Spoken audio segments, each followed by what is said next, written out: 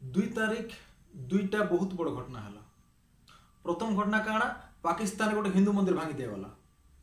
द्वितीय घटना काଣା भारत रो आंध्र प्रदेश रे 400 वर्ष तलर गोटे श्रीराम मंदिर के केन पापी केन पाखंडी जाइकिना भगवान राम कर मुंडी भांगी देला। पाकिस्तान रे मंदिर हिंदू मंदिर भंगा जाउचे सेटा मुस्लिम कंट्री रे सेने हिंदू मनकर के कोनोसी भी अधिकार नहीं ना। हिंदू माने सेने बहुत दुखे जीउचन से जगह रे। किंतु भारत रे हिंदू मंदिर भंगा हिंदू मंदिर के पसी किना हिंदू मंदिर भी भंगा जाउचे हिंदू मंदिर के पसी किना मूर्ति भी भंगा जाउचे। इटा ठन लज्जा कर कथा किछि नहीं ना।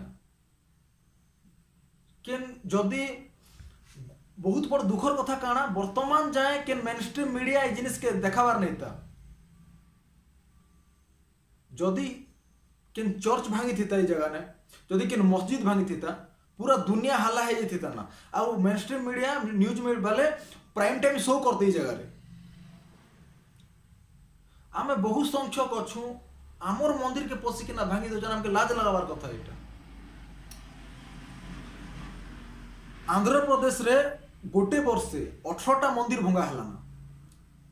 धन्यवाद जगनमोहन रेड्डी सरकार आपण एबे पते भी किछि एक्शन नहीं ना बारता। एते मंदिर भंगा गला ना किछि एक्शन नहीं ना बारता।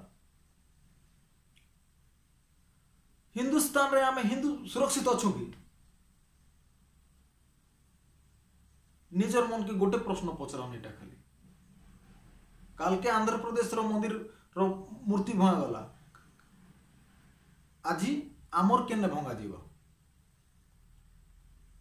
विधर्मी मन से भांगबे ही भांगबे किंतु निजर धर्म रक्षा करवा दायित्व निजर आमर निजर। आमे तो केन अलगा धर्म के आमे हिंसा नहीं हेबार सब धर्म के समान हिसाब देखुचु।